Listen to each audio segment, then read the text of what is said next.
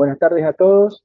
Yo soy el doctor Marco de la Vega, represento a la Sección Directiva 2020 de la Federación Argentina de Cardiología.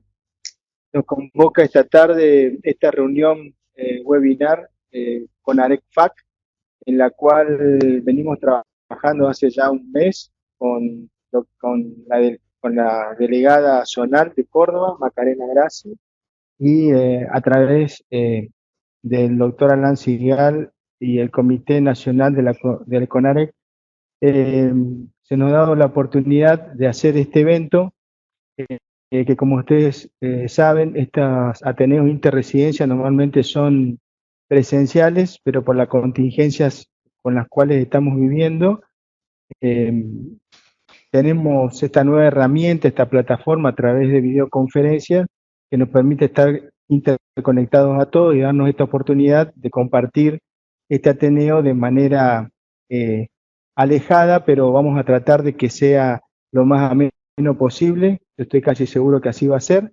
Y bueno, antes de darle el pase a Macarena, quiero agradecer a Conarec porque yo lo llamé a Alan en enero y él tuvo la amabilidad de responderme, y ahí nomás empezamos a tratar de hacer algo con CONAREC, que ese es uno de los objetivos de nuestro presidente de FAC, el doctor Alberto Lorenzati, de tratar de juntarnos más con los jóvenes cardiólogos, y creo que esta es una excelente oportunidad. Y bueno, también agradecer el apoyo a CETIFAC a través de Jorge, que nos permite usar esta plataforma. Y bueno, desearle mucha suerte al disertante que estuvo trabajando mucho, a Matías Zapata, y con esto le doy la bienvenida a Macarena para que continúe. Bueno, buenas tardes a todos. Muchas gracias a todos los que se han estado hasta el momento. Doy la bienvenida. Bueno, en Córdoba tenemos un grupo de residentes. Este año, como todos los años, decidimos apostar a la formación de la mano de CONAREC, que nos da esta oportunidad que es tan linda.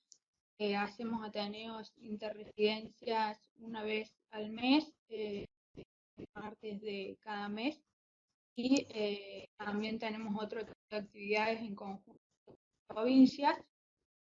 Este año, bueno, por la ocasión de la pandemia, se planteó la posibilidad de hacer esto vía videoconferencia, que esto nos ayuda mucho debido a varias pasamos el trabajo y demás. Esto nos acerca mucho más y veo que ha tenido mayor llegada, así que la verdad que estoy muy contenta con todos, tantos los profesionales que se comprometieron, Marcos de la Vega, y con la comisión directiva de CONAREC, que me da la oportunidad de poder cumplir con esto, de llegar a los residentes de Córdoba. Así que estoy muy contenta del día de hoy y espero que lo disfruten tanto como yo. Y bueno, a continuación va a presentar mi compañero del Hospital de Clínicas, Matías Zapata. Bueno, los dejo con él y espero que disfruten mucho porque está muy lindo el caso. Bueno, gracias Macarena.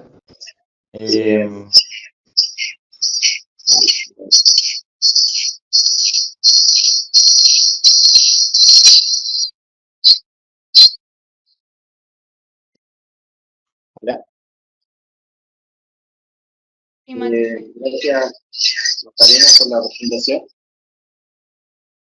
Un día, bueno, nuevamente agradecer la plataforma, agradecer a cada uno que está participando, que ha tomado el tiempo de participar en este webinar. Yo soy médico residente de segundo año del Hospital Nacional de Clínicas. Quiero agradecer también especialmente al doctor Atilla, a la doctora Celorrio, al doctor Marcos de la Vega, al doctor Merchant, que no está pudiendo participar por el cupo lleno, pero a cada uno de los que me ayudó a preparar el el Ateneo, así también al jefe, el director de posgrado del hospital y a la doctora, la instructora, la doctora Nick.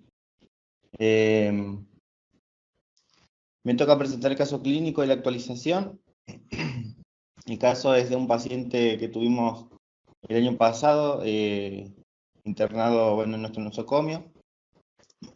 Es un paciente de 77 años, de nombre CJ, sexo y género masculino, con antecedentes personales patológicos de Chagas, con diagnóstico hace más de 10 años, hipertensión arterial, estadio 2 controlada actualmente, había tenido 2 internaciones en el 2003 y 2016 por unos cuadros de síndrome coronario agudo sin elevación de ST, donde en las 2 internaciones se realizó cinecoronariografía, donde no se objetivaron lesiones obstructivas. Como antecedentes personales tóxicos, era ex-tabaquista leve, había abandonado hace más de 20 años. Y antecedentes heredados familiares sin particularidades, no refería a ninguno.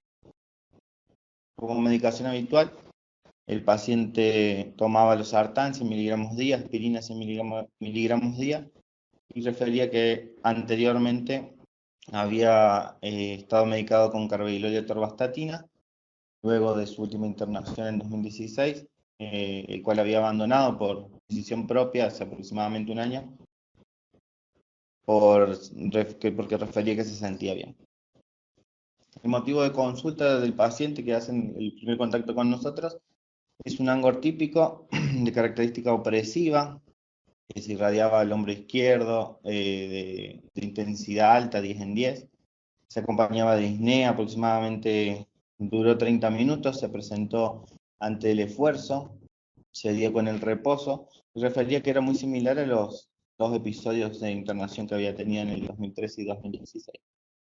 Además de la anamnesis, refería que durante todo el mes anterior había tenido episodios similares, pero de menor intensidad, de ángor al esfuerzo moderado, clase funcional 2, que se dieron con el reposo y duraban aproximadamente 10 minutos.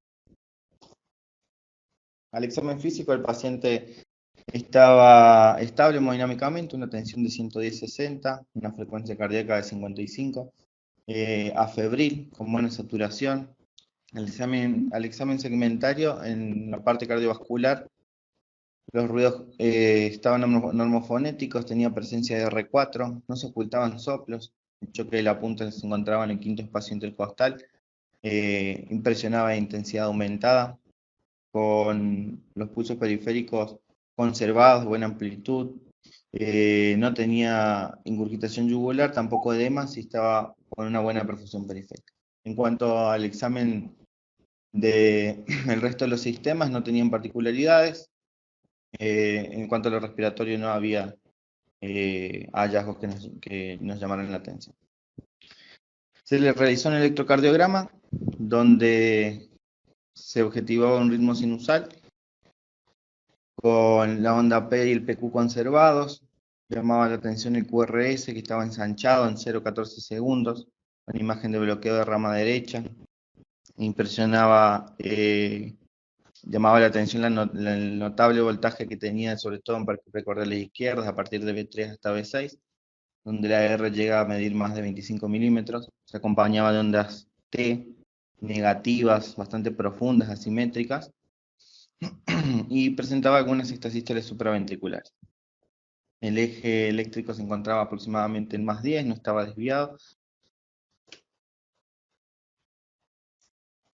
Se le realizó una radiografía de tórax con una técnica anteroposterior en la cama, con bastante penetración, donde dejaba ver que los ilios no presentaban congestión, los senos postdiafragmáticos estaban libres, el índice cardiotorácico impresionaba algo aumentado, aunque no valorable con exactitud por la técnica anteroposterior, no presentaba patologías pleuropulmonares en curso.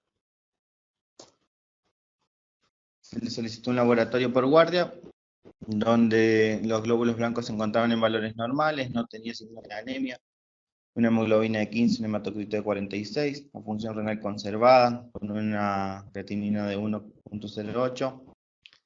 Los iones dentro de parámetros normales, gases arteriales igual, y le solicitamos biomarcadores cardíacos, la troponina I, que hizo curva positiva a la hora y a las 3 horas de la extracción. Bueno, hasta este momento queríamos saber su impresión diagnóstica, y les impresionaba el cuadro hasta ahora. Pueden participar en el área de chat.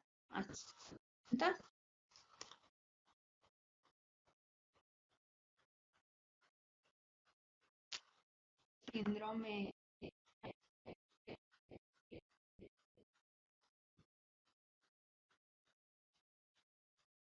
Bueno, Hasta una si pregunta. no... ¿El espectro era base? ¿Cómo, Alan? No se te escucha bien. Si ese electro es el mismo que el paciente tenía de base.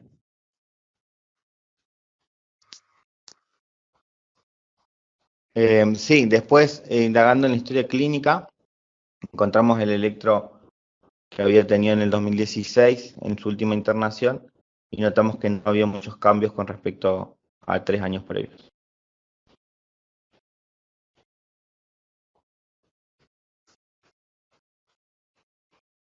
¿Alguna otra pregunta? ¿Ya?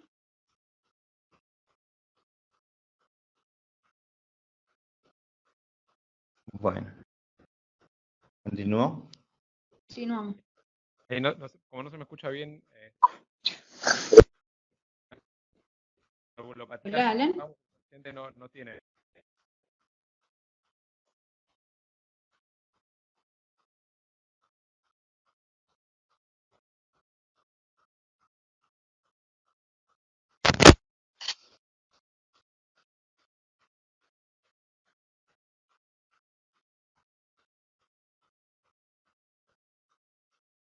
Acá Víctor Germán comenta en el chat. ¿Se escucha? Sí, se escuchaba, Matías. Que él pensaba en un síndrome coronario agudo, señalación ST, y por el electro también impresionaba una miocardiopatía hipertrófica. Nosotros en un primer momento, antes de tener el electro comparativo, hicimos el diagnóstico de un síndrome coronario agudo con parto de miocardio sin elevación del ST, por la elevación de las troponinas, por el cuadro clínico con el que el paciente se presentó, y ese electro que hasta ese momento no estábamos seguros si era nuevo o si ya era el electrocardiograma de base. Tenía un score de riesgo intermedio, ahí está el electro anterior, y el paciente pasó a UCO, donde se realizó tratamiento antiisquémico con doble integración, con 300 miligramos de aspirina y clopidogrel, se agregó el carvedilol a dosis bajas por la frecuencia cardíaca que traía, y se completó el tratamiento con losartán, su medicación de base, y la atorvastatina. Teniendo en cuenta el score intermedio y los antecedentes del paciente, en las 24 primeras horas se decidió realizar una cinecoronariografía,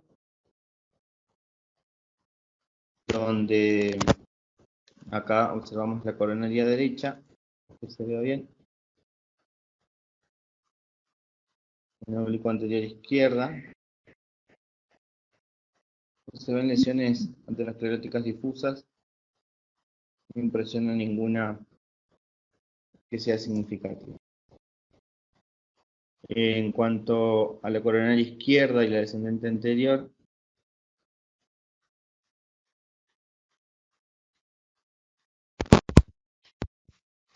tenían vuelos lechos, no se objetivaba una lesión crítica. Parece como que tuviera toda telematosis difusa, nada más.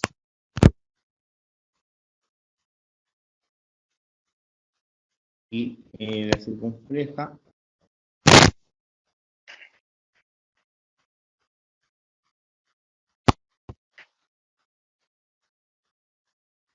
lo mismo Bueno, la enfermedad aterosclerótica difusa, no, ninguna oclusión puntual crítica. En el informe del ACNI coronario nos informaba lesiones del 20% en las coronarias derecha, descendente anterior y circunfleja. Con esto y el cuadro clínico del paciente, la elevación de las troponinas y todo, hicimos un primer diagnóstico de MINOCA, por sus siglas en inglés, de infarto de miocardio sin enfermedad obstructiva coronaria, los cuales según la guía del 2017 de IAM con elevación del CT, tienen que reunir los criterios universales de IAM más la ausencia de estenosis coronaria mayor o igual a un 50%. Se realizó posteriormente un ecocardiograma Doppler que informaba una aurícula izquierda con un diámetro de 45 milímetros, un área de 23.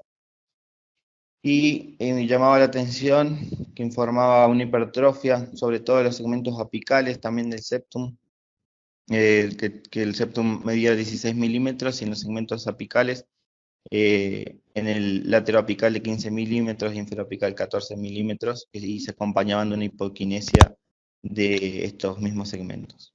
La función ventricular se encontraba conservada alrededor del 65%, con leve insuficiencia tricuspide e insuficiencia mitral. En las conclusiones, el ecocardiograma arrojaba una miocardiopatía hipertrófica no obstructiva, la aurícula izquierda dilatada, el VI de diámetros conservados con FEI conservada, las válvulas con morfología y flujos normales, alteración de la relajación del VI y la presión sistólica pulmonar normal. Son unas imágenes del ecocardiograma. A la izquierda, con una vista de 4 cámaras, se observa hipertrofia a nivel del ápex del VI, y en la imagen de la derecha, en un eje corto, se observa a nivel del ápex prácticamente todos sus segmentos con hipertrofia.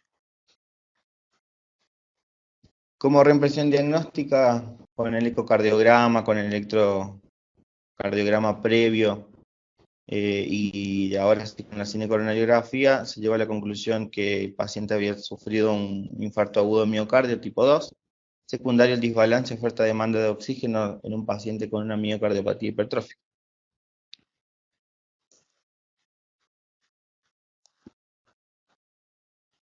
Bueno, Bueno, Matías, hasta acá la presentación se viene escuchando bárbaro, eso ya me tranquiliza. No sé qué piensan los panelistas, los participantes, cómo se dirían, qué estudios pedirían complementarios, quieren mandar un mensaje.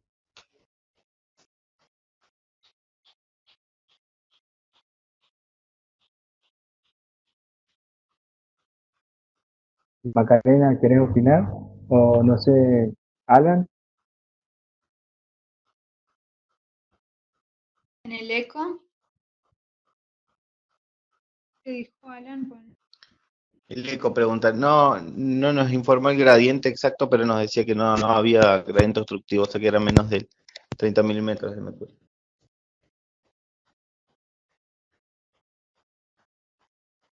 Quería agradecer. Perfecto.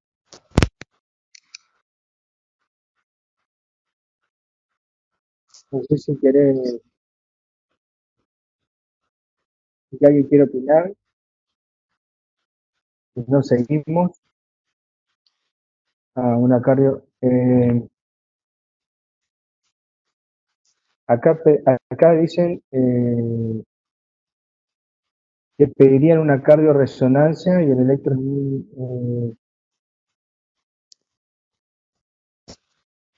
es muy típico el electrocardiograma.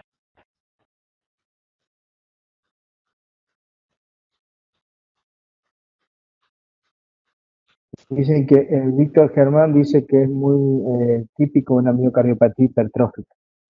O sea que lo que solicitan ellos es, ellos le pedirían una cardioresonancia porque una sospecha muy importante es una miocardiopatía hipertrófica.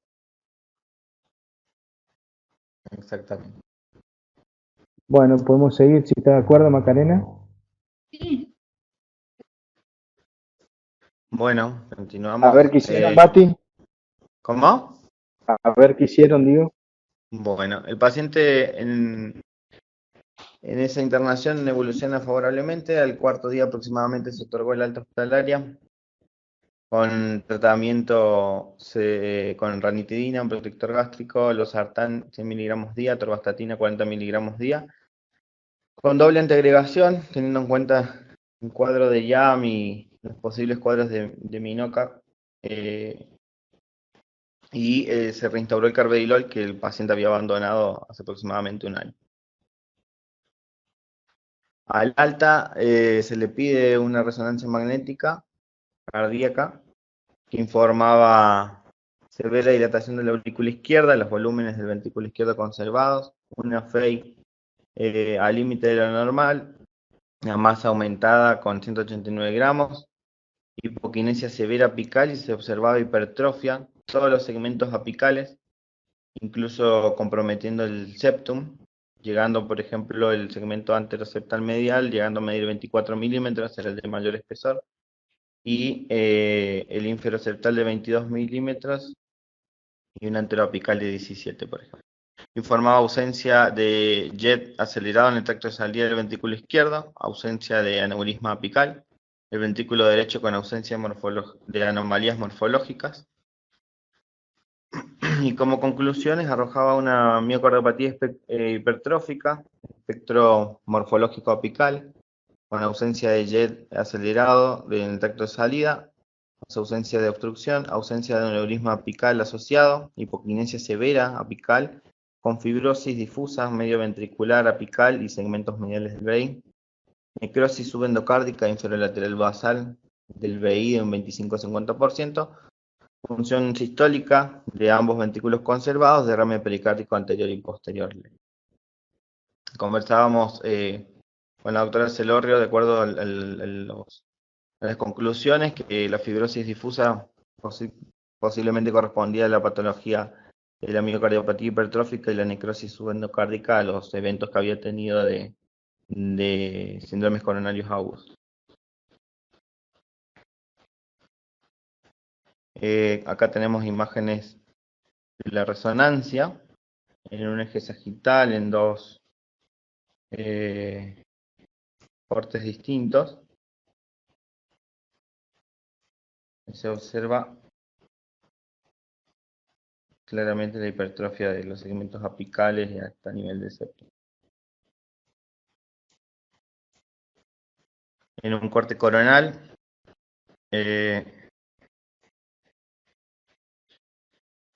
también se ve claramente la hipertrofia del septum, comprometiendo el septum y parte de la pared lateral.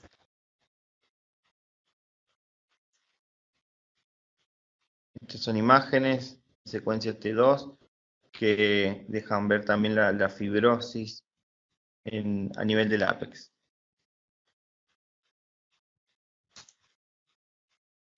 Bueno, el paciente venía evolucionando bien, venía en los controles médicos, había traído el informe de la resonancia, se fue ajustando la medicación de acuerdo a cómo la venía tolerando, o sea, aumentando el beta bloqueante, y un mes después presenta nuevo episodio de internación por palpitaciones, había consultado en la guardia, se constató una fibrilación auricular de alta respuesta ventricular, sin descompensación hemodinámica, no presentaba síndrome febril en curso, con una frecuencia cardíaca de 150 latidos por minuto aproximadamente. Se le solicitó un laboratorio donde no se encontraron valores fuera de lo normal, se descartó también infección en curso con el sedimento urinario, con una placa de tórax. Se decidió una cardiomiopatia farmacológica porque se lo interpretó como un primer episodio de fibrilación auricular. Se realizó carga y mantenimiento de amiodarona y de acuerdo a los scores de riesgos para cardioembolia y hemorragia, se decidió iniciar la anticoagulación oral con antivitamina K. Se logró llegar a un RIN óptimo de 2,3, evolucionó favorablemente. Este es el electro durante la FA, donde sigue presentando los voltajes, ¿no?, característicos y las ondas T negativas, una frecuencia alta. Se decide el alta luego de 72 horas y se le indica el tratamiento que ya traía, se decide retirar el clopidogrel porque se iba a iniciar la anticoagulación. Bueno, se no cumaron, se había iniciado. Se le agregó amiodarona 200 miligramos día también.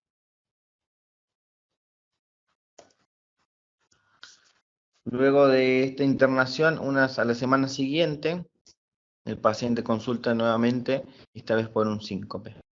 Refería a una pérdida de conocimiento global transitoria de 2 a 3 minutos de duración, con relajación de esfínteres, sin pródromos, con recuperación ad integrum y al examen físico no presentaba foco neurológico. Además, se refería que había presentado episodios de palpitaciones esporádicas que se iniciaban súbitamente y eran autolimitadas. Se asociaban a Angor, pero un Angor de menor intensidad que el que lo había hecho consultar en la primera internación, por lo cual no había concurrido la guardia hasta este momento. Se realiza un nuevo electrocardiograma, donde se ve el ritmo sinusal, sin mayores cambios, una frecuencia cardíaca de 55-60, con algunas extrasístoles supraventriculares aisladas, y no mayores cambios con respecto al electrocardiograma de base. En el laboratorio no se encontró signos de infección, no estaba anémico, el ionograma estaba normal. Sí, en cuanto a la anticoagulación, venía fuera de rango con un RIN de 1,7. La función renal estaba conservada. Se solicitó además un dímero D. Ante la probable sospecha de un tromboembolismo pulmonar, aunque los scores le daban bajo, el WES le daba bajo, no tenía factores predisponentes para trombosis. Y los gases arteriales venían también dentro de los parámetros normales. Y ahora nos preguntamos nosotros. Sí, ahí preguntó Germán Por el TEPA. por TEPA. Está descartado el TEPA en el paciente, si bien no estaba en rango, tenía dímero D negativo en ese momento. ¿Y algo más, Mati? Porque no recuerdo. ¿Cómo? Y dentro de los scores de riesgo para trombosis venosa Diagrama. profunda, tromboembolismo, le daban bajo. El paciente era un paciente que tenía una actividad física regular para su edad, no estaba en cama, no estaba postrado, tampoco Sí, pero tenía tumores. pensando en cardioembolia lo sospechan en la FA. Y lo otro que puso Víctor también él tiene en arritmias. Me imagino que él piensa Claro. en una arritmia, ahí está, DFA, dice, entre la edad, la miocardiopatía, la aurícula dilatada. Sí. Ahí la doctora Celorrio tiene varios factores para arritmia, ¿no? Para una Víctor, embolia que le haya generado el síncope. exactamente.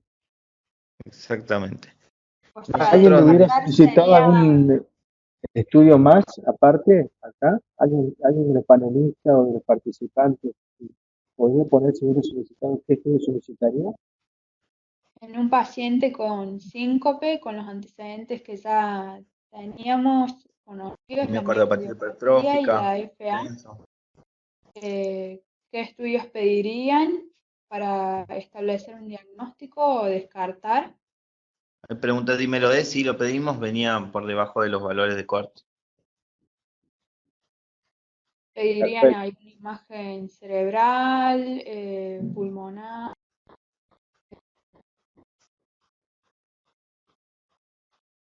Yo acá le abro los micrófonos a los panelistas por si alguien quiere opinar algo más. Hola, buenos días. No sé si se escucha. Sí, se escucha claro. ¿Sí se escucha?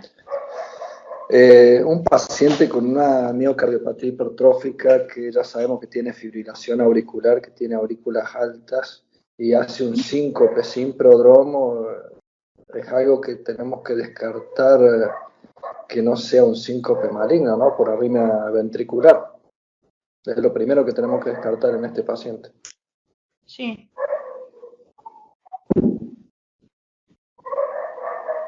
Doctor, dice un holter pediría ahí, y aparte él pediría descartar TEPA, que fue lo que pidió que el límite esté abajo. La verdad que todos hubiéramos hecho algo más o menos parecido. No sé si querés mostrar Sí, más que hicieron ustedes. sí, nosotros en cuanto al laboratorio, los score bajos, que bueno, no lo puse eh, para no aumentar las cantidades de letras. No, descartamos el tromboembolismo pulmonar clínicamente si sospechamos un evento de cardioembolia, ya que estaba fuera de rango, o versus una arritmia maligna, síncope maligno. Se le solicitó un ataque de cerebro en primera instancia, donde se descartó signos de hemorragia y no se veían tampoco signos claros de isquemia, por lo cual también se pidió una resonancia magnética de cerebro para que se descartó el accidente cerebrovascular. Se realizó un nuevo ecocardiograma que no tenía cambios con respecto al anterior, el realizado el mes previo, y tampoco objetivaba trombos intracavitarios. Le solicitamos un Holter, así como dijo el doctor, que en el análisis informaba un ritmo sinusal permanente con una frecuencia promedio de 65, eventos de FA paroxística autolimitados aproximadamente 10, extrasístoles supraventriculares también aislada frecuente, y estas sístoles ventriculares frecuentes más de 100 por hora, y episodios de taquicardia ventricular no sostenido, más de 100 episodios. Son los registros de Holter de la taquicardia ventricular no sostenida, y también un triplete que según la guía miocardia hipertrófica de la EX y de arritmias ventriculares se tiene en cuenta más de 3 latidos consecutivos mayores a 120 latidos por minuto o que duren menos de 30 segundos. Entonces, con estos estudios llegamos al diagnóstico en esta ocasión de un síncope secundario de arritmia ventricular. En un paciente con una miocardiopatía hipertrófica de base, decidimos sacar el score de muerte súbita para pacientes con miocardiopatía hipertrófica. Nos dio un riesgo total de 6.5% de mortalidad. En este score se tiene en cuenta la edad del paciente, el espesor máximo de la pared del ventrículo izquierdo en milímetros, el tamaño de la aurícula izquierda en milímetros. Si tiene o no tiene gradiente, en nuestro caso el paciente no tenía gradientes. Si tenía o no tenía historia de muerte súbita, el paciente no refería historia familiar de muerte súbita. Si tenía taquicardia ventricular no sostenida, síncope inexplicable. Esta es una calculadora que se encuentra en línea en la web. Esta es una de las direcciones de la AES dentro de las aplicaciones de la Sociedad Española, y también hay otras direcciones donde se puede encontrar la calculadora. Con todo esto decidimos implantar un desfibrilador automático.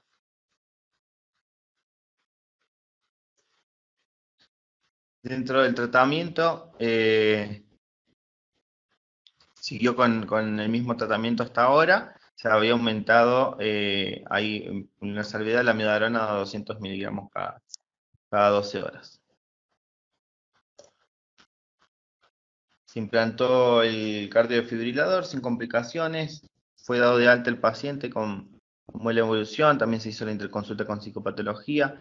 El paciente bien riguroso con los controles y con el tratamiento. Un mes después de esta última internación, el paciente consulta por descargas del cardiofibrilador. Refería palpitaciones, esfuerzos moderados, seguidas de cargas del dispositivo. 2 refería, y negaba pérdida de conocimiento u otros síntomas asociados. El examen físico, los signos vitales estaban estables a febril, y dentro del examen segmentario no tenía cambios con respecto a los anteriores. Se realiza interrogatorio del dispositivo, el cual informó descargas secundarias a episodios de fibrilación auricular de alta respuesta ventricular, y se reprogramó la zona de TB y FB a 220 latidos por minuto y se prolongó el tiempo de terapia antitaquicardia a 32 latidos. Se decidió rotar el beta bloqueante de carvedilol a nebivolol, 10 miligramos día. Se aumentó también, bueno, la amiodarona a 200 miligramos cada 12 horas. 48 horas después, sin repetir eventos, se decidió el alta hospitalaria. El paciente, una semana después, regresa nuevamente, esta vez con diagnóstico de tormenta eléctrica. Se reinterrogó el dispositivo, informaba 7 episodios de cardioversión eléctrica secundaria a fibrilación auricular en las últimas 2 horas, o sea, descargas inapropiadas. El examen físico estaba estable con la tensión de 160, una frecuencia cardíaca de 110, duraba 97% febril. Y en el examen físico, esta vez había cambiado, tenía los ruidos cardíacos normofonéticos, pero se encontró un soplo 2/6 tricuspidio en el borde inferior parasternal izquierdo que rodeaba todo precordio, aumentaba la intensidad con la inspiración. Tenía ingurgitación yugular 2/3 con reflujo hepatoyugular, se veía el pulso yugular, presentaba hepatomegalia moderada con edemas en miembros inferiores hasta arriba. Se le solicitó un laboratorio, no hay signos de infección, no hay signos de anemia, esta vez la anticoagulación estaba en rango, el P2,4. La función renal conservada, el ionograma conservado, dímero D, solicitamos de nuevo, no estaba elevado, las troponías tampoco estaban elevadas, no hizo tampoco curva, sí estaba elevado el ProBNP en 1570 nanogramos por mililitro y los gases arteriales estaban dentro de los parámetros normales. Con esto descartamos la insuficiencia cardíaca derecha secundaria a un tromboembolismo pulmonar agudo. Se realizó un nuevo ecocardiograma donde evidenciaba una insuficiencia tricuspida severa secundaria a la falta de coaptación de las valvas por el electrodo ventricular, con una presión sistólica algo elevada, de 50 moderadamente elevada, de 50 milímetros de mercurio, una vena cava con colapso menor del 50%, no objetivaba otros signos que hagan sospechar el tromboembolismo, ni tampoco presentaba taponamiento parenteral. Acá tengo un video de el ecocardiograma donde se ve el cable intracavitario bastante tenso en medio de la coaptación y se hace la medición cualitativa, la valoración cualitativa por color donde observamos la insuficiencia tricuspide. Pongo de nuevo por si alguien no lo llegó a ver.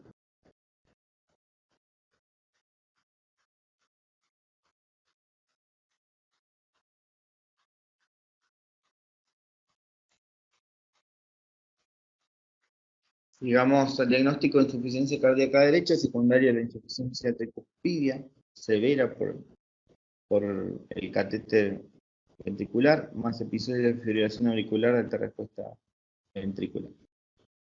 Se realiza tratamiento diurético con buena respuesta. El paciente continúa presentando episodios de FA con descargas del cardiofibrilador pese al tratamiento antiarrítmico endovenoso. Por lo cual, en un paciente con ya las aurículas dilatadas y ante el cuadro clínico de insuficiencia cardíaca derecha, se decide la ablación del nodo auricular ventricular.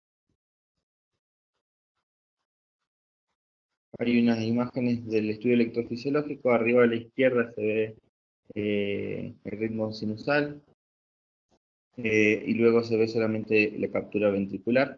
Abajo lo mismo, la captura ventricular queda con el electrocardiograma que está a la derecha en marcapasos. Sí. Me gustaría saber qué opinan los participantes y qué opinan los panelistas, porque la verdad que hasta acá es un caso, yo te diría terrible, pobre paciente que se internaba cada semana, en época, no sé cuándo fue esto, pero si le llega a agarrar esto en época COVID, es muy difícil que llegue muy fácil al hospital. Así que no sé qué opinan los participantes, o Macarena, si querés acotar algo, o... Yo, de mi punto, Me llama la atención mucho, primero, bueno, que sabemos que es un paciente ya de alto riesgo porque es un paciente que ha ido presentando complicaciones desde la sintomatología de su miocardiopatía, ¿sí? Ha generado las complicaciones dentro de cavidades auriculares con embolias que no se han diagnosticado, pero que podía tener ese riesgo, no entraba en rango de anticoagulación. Posterior a eso, los episodios de FA que también lo descompensan en el paciente y de arritmia ventricular, que es otro de los riesgos que presentan estos pacientes con indicación, en el caso de él, que era con un síncope, con un... Pensé que la no valvular era cualquiera. Llama mucho la atención después de descargas inapropiadas. Es un paciente como que le venía pasando de todo, ¿no? Hasta ahora. Muy complejo. Le quería preguntar a uno de los arritmólogos presentes, en estos casos, por lo general siempre sería lo ideal la ablación del nodo o ablacionar la FA, por ejemplo. Sabemos que el marcapasos en las miocardiopatías hipertróficas puede mejorar en el caso de que la sintomatología fuera obstructiva, pero en el caso de él no era obstructiva. ¿Por qué decidieron ablacionar en la arritmia? ¿Se me escucha? Sí. Sí, claro. ¿Qué tal?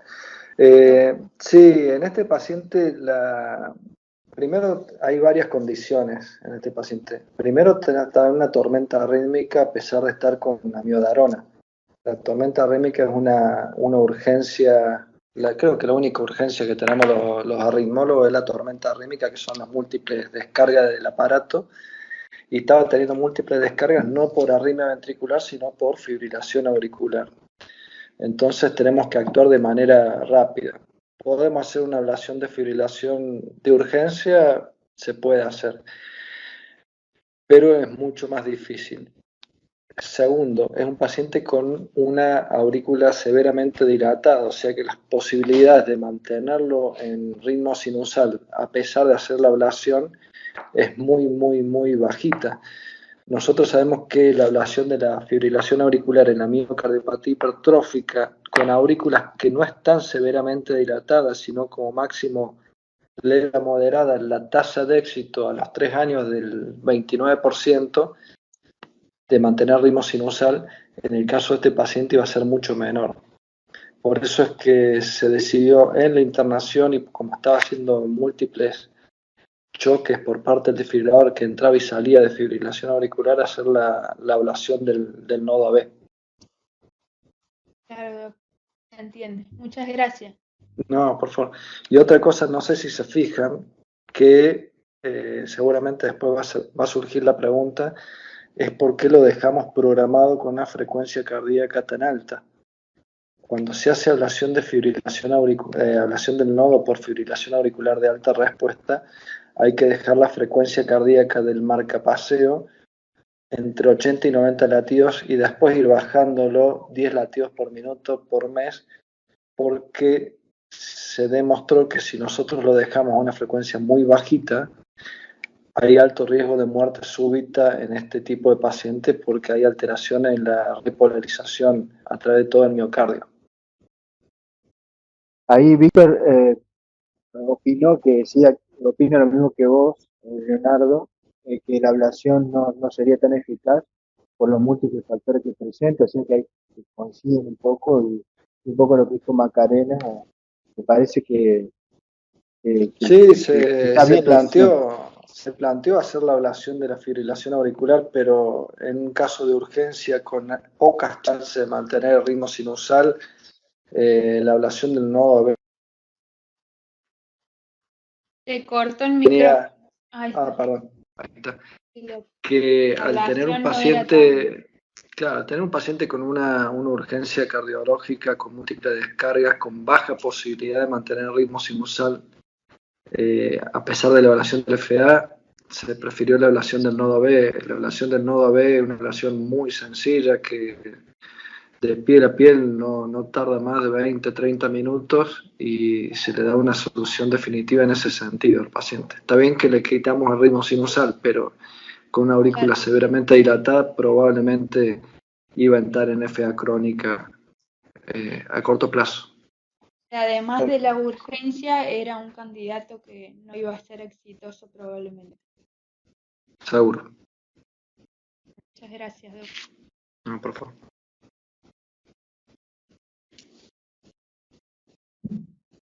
Mati, no sé si querés seguir. Bueno, continúo.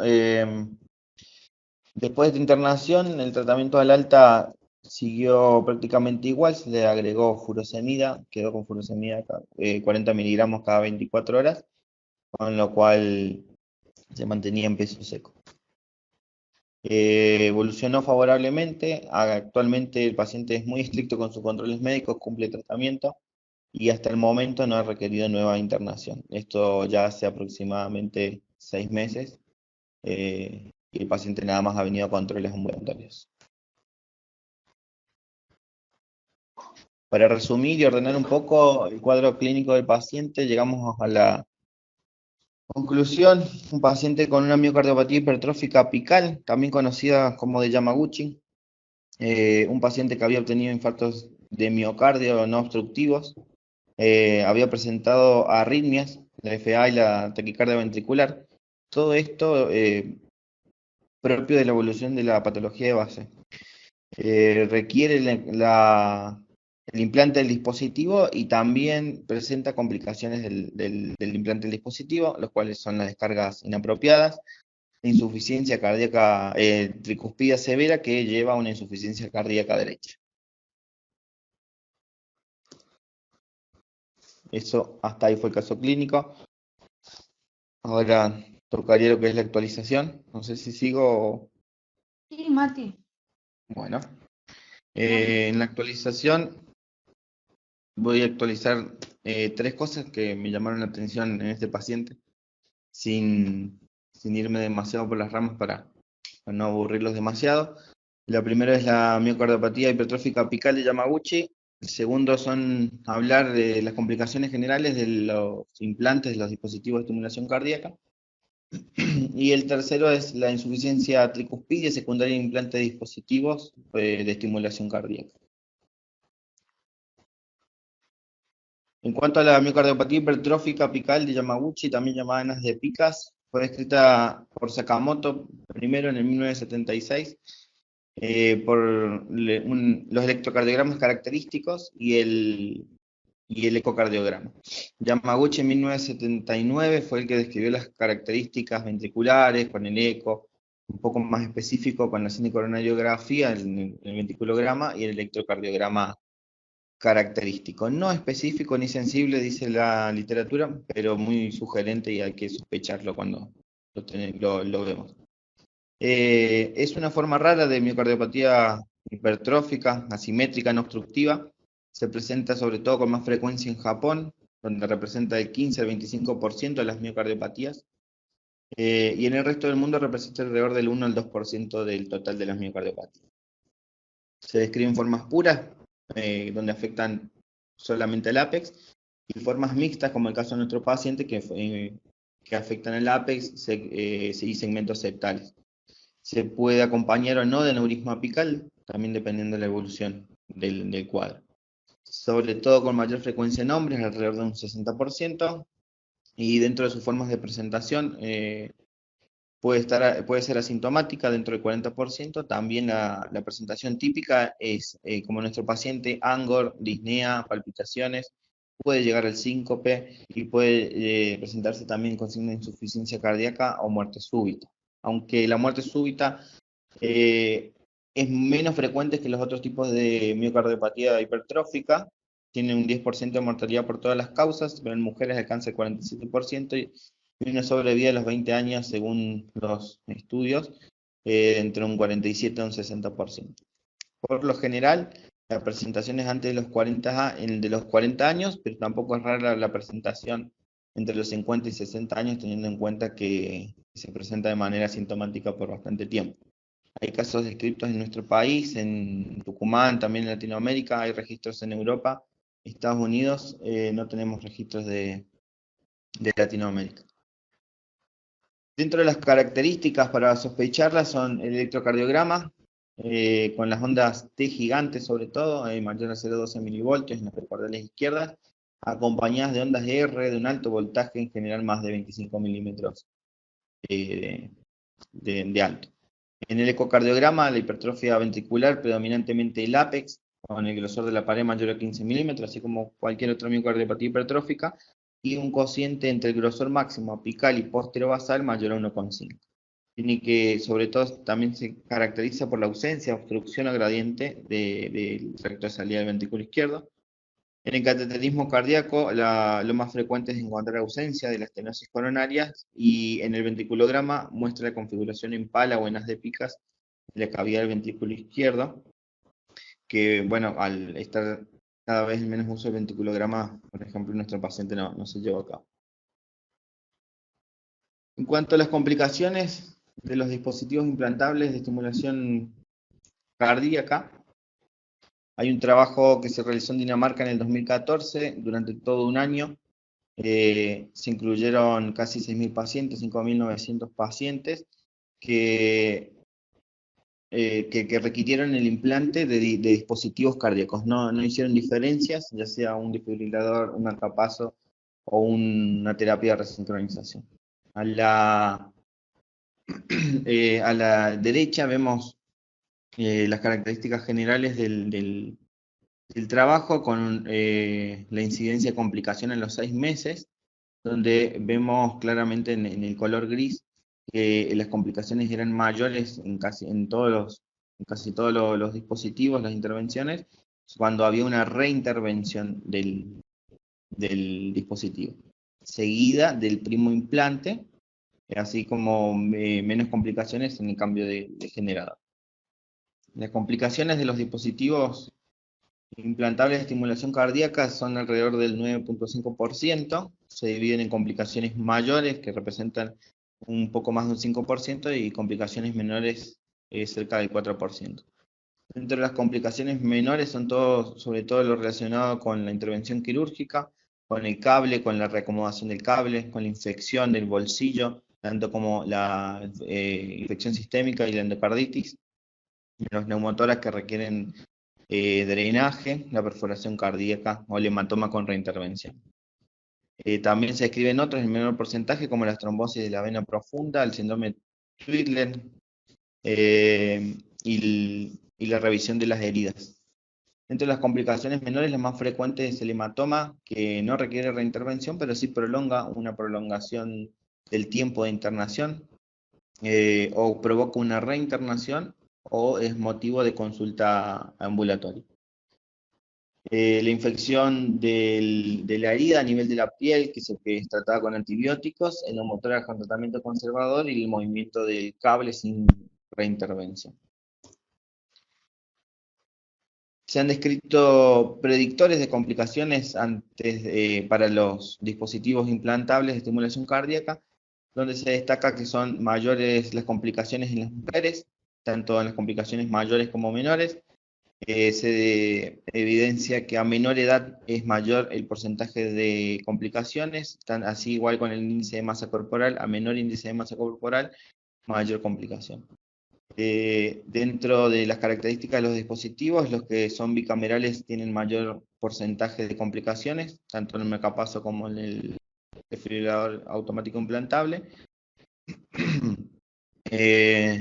En el primo implante y el recambio del generador, es más frecuente, como habíamos dicho antes, las complicaciones en el primo implante, tanto las mayores como las menores. Y en cuanto al tipo de procedimiento, ya sea electivo o de emergencia, también, como es de suponer, es mayor el porcentaje durante las emergencias, y sobre todo si son nocturnas. De acuerdo también al volumen del operador, si coloca menos de 50 dispositivos años, tiene mayor riesgo de producir complicaciones. En cuanto a la insuficiencia tricuspidia secundaria a los dispositivos implantables, es una entidad muy poco frecuente, Las estadísticas sobre todo están relacionadas con informes de casos pequeños o estudios pequeños de observación. Suele estar presente en formas leves incluso antes de la implantación del dispositivo, por eso es difícil la valoración luego del implante. Fue descrita por primera vez en 1980 por Gibson y colaboradores en la Universidad de Vermont en Estados Unidos. Puede tener una evolución aguda o crónica de acuerdo al mecanismo que provoca la insuficiencia tricuspidia. Y de acuerdo a los mecanismos tenemos 5 posibles mecanismos que arriba a la izquierda en la letra A es la presión de la válvula que impide el cierre de las valvas. Al lado, a la derecha, en la letra B es la adherencia y la retracción de las valvas. Esto ya es una evolución más crónica. En la letra C, el atrapamiento por el aparato subvalvular del cable del dispositivo.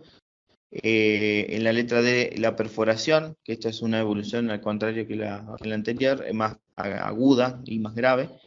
Y como último mecanismo se nombra también la dilatación del anillo, secundaria a la insuficiencia que provoca el cable, o también muchas veces provocada por el síndrome de marcapaso, la disincronía auriculoventricular que lleva a un deterioro de la función del ventrículo derecho.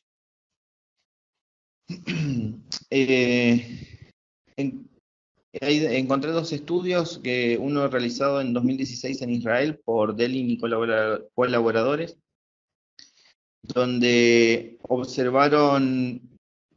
analizaron ecocardiogramas realizados en 2005, entre 2005 y 2011, y seleccionaron solamente los que tenían marcapaso definitivo, descartaron las terapias de resincronización cardíaca, los desfibriladores automáticos, y descartaron todos aquellos que podían tener otra causa de insuficiencia tricuspidia. Llegaron a la conclusión de que un 16% aproximadamente de todos los portadores de marcapaso desarrollaban una insuficiencia tricuspidia severa, sobre todo cuando estaba en la fase en estadio 2, y también se relacionaba con un aumento de la mortalidad de las internaciones debidas a insuficiencia cardíaca. Otro estudio realizado en Holanda por Ulas y colaboradores en 2013, analizaron 239 pacientes. En este estudio se incluyeron tanto portadores de marcapaso como desfibriladores automáticos implantables, y se llegó a la conclusión de que un 38% había evolucionado en insuficiencia tricuspidia severa en un lapso de 1 a 1 año y medio. Y también nombraba el mal pronóstico a largo plazo relacionado a la insuficiencia cardíaca y a las reinternaciones por este cuadro. Acá vemos las curvas de los 2 estudios, que son bastante similares. En color azul de los 2 está la insuficiencia tricuspidia antes de la implantación del dispositivo, y en los colores rojos y verdes la insuficiencia tricuspidia luego de la implantación del dispositivo, donde se deja ver que a partir del estadio 2 es mucho más frecuente. En cuanto a las curvas de mortalidad que ellos objetivaron, se ve claramente donde hay una insuficiencia tricuspidia significativa, reduce la capacidad de sobrevida, tanto en el de Ull y colaboradores como en el de Delin y colaboradores de Israel.